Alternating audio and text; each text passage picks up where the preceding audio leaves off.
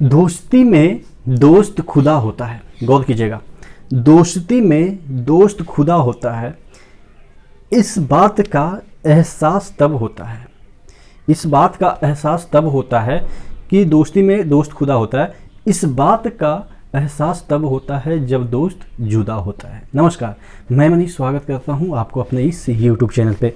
दोस्तों, अपन लाभ और जो हानि है उसका चैप्टर कर रहे थे, उसी कड़ी को अपन आगे बढ़ाते हैं। तो अगर आपको वीडियो अच्छा लग रहा होगा तो लाइक कर दीजिएगा। इससे क्या होता है कि मुझे मोटिवेशन मिलती है और आपके एक लाइक से थोड़ा सा एनर्जी आती है। ठीक है, आपसे मैं कुछ मांगता तो नहीं हूँ कि पैसे लेकर कोर्स बेच रहा हूँ, ये कर रहा हूँ, वो कर रहा हूँ। वो मेरे पास टाइम भी नहीं है और वो मेरा इथिक भी नहीं करता है कि मैं आपसे पैसे लूँ, क्योंकि आप उस पोजीशन पे नहीं हो कि आप इस तरह से चीज़ें हर एक जगह परचेज करो। वो सब जो परचेजिंग वाला चीज़ है वो मेरे अपने मेहनत पे तो नहीं होगा, किसी और के मेहनत को आप परचेज कर लें वो अलग मुद्दा है। लेकिन मैं जब मेहनत करूंगा तो उसमें मैं कभी आपको परचेज नहीं करवाऊंगा कि मेरा जो ये कोर्स है वो परचेज कर लो, मेरा वो कोर्स है वो परचेज कर लो। ये कभी नहीं होगा, क्योंकि मैं उस लेवल का वो नहीं हूँ। ठीक है ना, अपना काम चल जाता है किसी भी तरीके से। ठीक है, तो आगे शुरू करते हैं आज का सेशन। देखिएगा, आज का पहला क्वेश्चन देख लेते हैं। किसी आदमी ने एक चादर 450 रुपये की खरीदी तथा उसे इसके विक्रय मूल्य के 10% के बराबर लाभ लेकर बेचा। चादर का विक्रय मूल्य क्या होगा? देखिए, ये जो परसेंटेज लाभ दे रखा 10%, वो जनरली किस पे होता है? क्रय मूल्य पे होता है। लेकिन ये क्वेश्चन में ही कह दिया। अगर क्वेश्चन में कह दे कि जो लाभ है या हानि है वो विक्रय मूल्य पे हो रहा है तो वो अलग मुद्दा है। नहीं तो बाय डिफॉल्ट हम क्या सोचते हैं कि जो लाभ होता है या हानि होता है वो क्रय मूल्य पे होता है। लेकिन इस क्वेश्चन में ऑलरेडी कह रखा है कि जो लाभ होगा वो किस पे होगा? विक्रय मूल्य पे। तो विक्रय मूल्य ही पूछ रहा है। अगर विक्रय मूल्य पूछ रहा है तो विक्रय मूल्य x मान लेते हैं। x का 10% लाभ हो रहा है। ठीक है, तो यानी कि इतना जो होगा वो लाभ होगा। और विक्रय मूल्य बराबर क्या होता है? लाभ प्लस क्रय मूल्य इक्वल टू विक्रय मूल्य होता है। ठीक है, गेन इक्वल टू क्या होता है? गेन प्लस ये सीपी इक्वल टू एसपी होता है। अब लाभ कितना दे रखा है? x/10 दे रखा है। क्रय मूल्य कितना दे रखा है? 450 दे रखा है। विक्रय मूल्य कितना हो जाएगा? 100 हो जाएगा। ठीक है, 100 हो जाएगा, क्योंकि विक्रय मूल्य तो एक ही है। अब हमको x की वैल्यू निकालनी है। x की वैल्यू कैसे निकल जाएगी? यहाँ पे देखिएगा, इसको अगर इधर ले जाएंगे तो ये हो जाएगा x का /10, यानी कि 10 और ये ऊपर 9x हो जाएगा। ये 9 से इसको काटेंगे तो 9 × 5 = 45, 50 टाइम्स कटेगा और ये 10 इधर चला जाएगा तो यानी कि 500 x की वैल्यू, यानी कि विक्रय मूल्य हमारा कितना हो जाएगा? 500 हो जाएगा। आशा करते हैं ये वाला क्वेश्चन आपको समझ में आया होगा। अगला क्वेश्चन की ओर बढ़ते हैं। अगला क्वेश्चन कह रहा है एक पुस्तक की लागत कीमत 150 रुपया है। 20% लाभ के लिए उसे किस कीमत पे बेचा जाए? देखिएगा, सीपी कितना दे रखा है? सीपी 150 रुपया दे रखा है। 20% की लागत, ठीक है, 20% का लाभ। अगर 20% का लाभ इसमें निकाल लें तो ये कितना हो जाएगा? ये लाभ अगर बात करें तो 30 रुपया। तो यानी कि अगर हम एसपी की बात करें तो 150 + 30 यानी कि 180 रुपया में ये बेचेगा। ठीक है, ये तो हो गया 2 स्टेप में बना। अब इसको हम एक ही स्टेप में भी बना सकते हैं। एसपी इक्वल टू क्या होता है? जो सीपी है, सीपी 150 इनटू जो लाभ है तो उसमें +100 कर देते हैं परसेंटेज में। अगर हानि है तो -100 में से उस परसेंटेज को माइनस कर देते हैं। तो लाभ कितना दे रखा है? 20, तो यानी कि 100 + 20 कर देंगे। ये परसेंटेज में है तो नीचे 100 कर देंगे, तो ये क्या हो जाएगा? 120 ऊपर हो जाएगा, ये वाला 120 हो जाएगा, 120। ठीक है, 0 से 0 कैंसिल, 0 से 0 कैंसिल, 15 × 12 क्या हो जाएगा? 180। ये एक ही स्टेप में आपका आंसर आ जाएगा। यहाँ पे क्या था? यहाँ पे अपन लोगों ने सिर्फ लाभ निकाला, यहाँ पे डायरेक्ट विक्रय मूल्य निकल गया। कब? जब हम 100 में 20 को जोड़ दिए, यानी कि लाभ होगा तो 100 में 20 को जोड़ देंगे। अगर 20% हानि का था तो 100 में 20 को माइनस कर देते तो इसका विक्रय मूल्य आ जाता। ठीक है, तो इस तरह से ये वाला जो तरीका है इसको आप कह सकते हैं कि थोड़ा सा एक स्टेप लेंदी है और ये एक ही स्टेप में आपका आंसर आ जाएगा। ठीक है, तो इस तरह से इस क्वेश्चन का आंसर निकलेगा। अगला क्वेश्चन की ओर बढ़ते हैं। अगला क्वेश्चन कह रहा है एक पुस्तक की लागत, ये जो 17वां क्वेश्चन था ना, ये 17वां क्वेश्चन था। ठीक है, अगला क्वेश्चन 18वां है।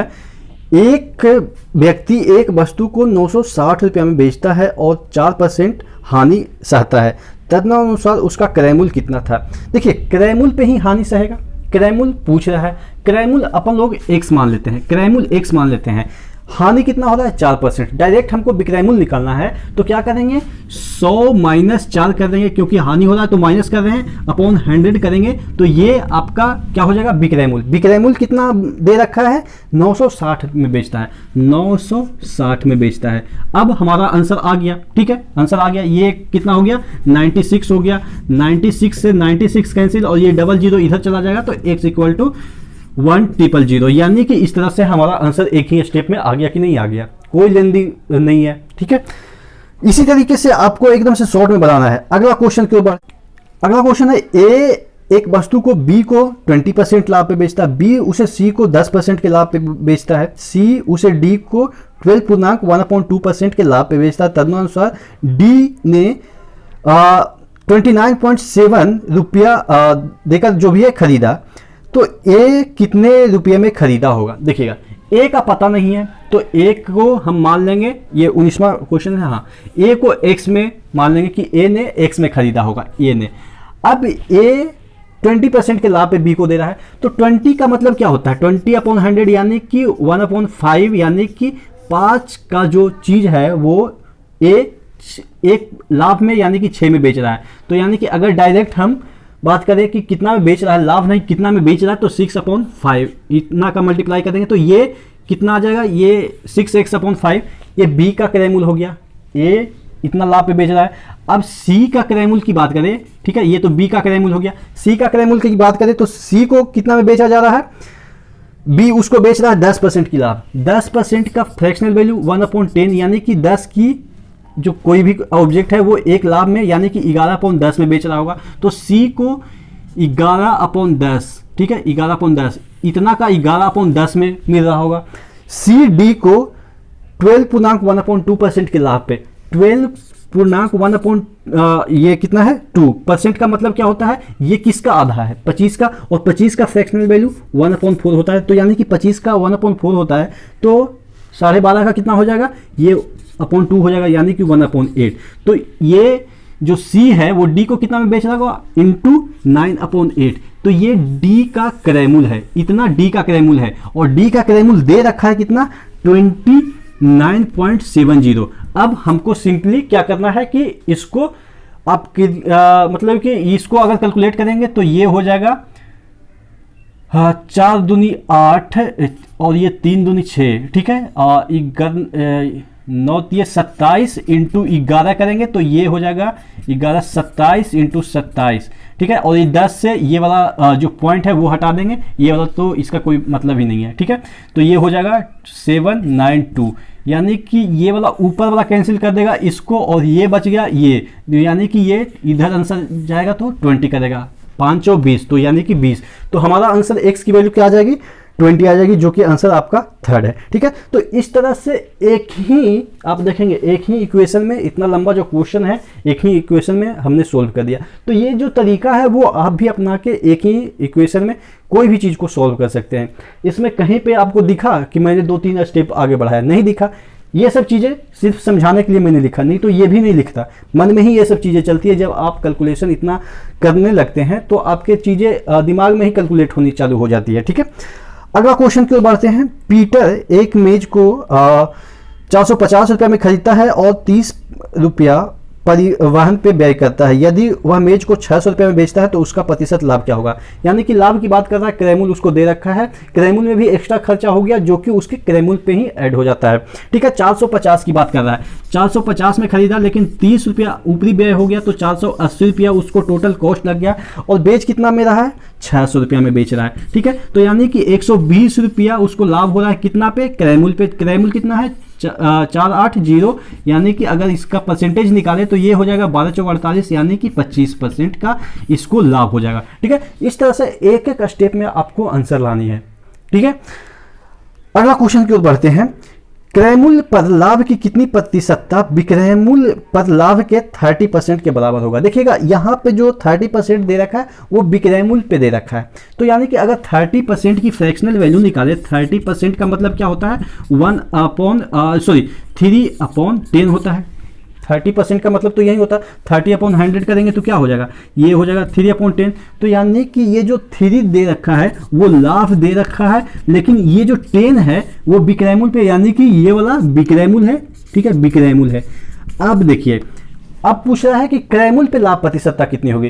क्रय मूल्य कितना होगा, विक्रय मूल्य हमें पता है, लाभ पता है, तो यानी कि क्रय मूल्य कितना हो जाएगा, विक्रय मूल्य माइनस लाभ, यानी कि 7 इसका क्रय मूल्य हो जाएगा, 7 इसका क्रय मूल्य हो जाएगा। अब जब 7 क्रय मूल्य हो जाएगा, लाभ 3 है तो 3/7, ये 3/7 इसका परसेंटेज आएगा। अगर हम 100 से मल्टीप्लाई कर दें तो ये क्या आ जाएगा, ये 300/7 करेंगे तो ये देखिएगा 7×28, 4 से स्टार्ट हो रहा है। ऑप्शन आपको कहीं पे दिखा 4, फोर्थ वाला में दिख गया, तो आपको डायरेक्ट फोर्थ आंसर क्लिक करनी है। आपको पूरा लंबा नहीं करनी है, इसको डिवाइड करेंगे तो कितना आएगा, ये पूरा नहीं करनी है।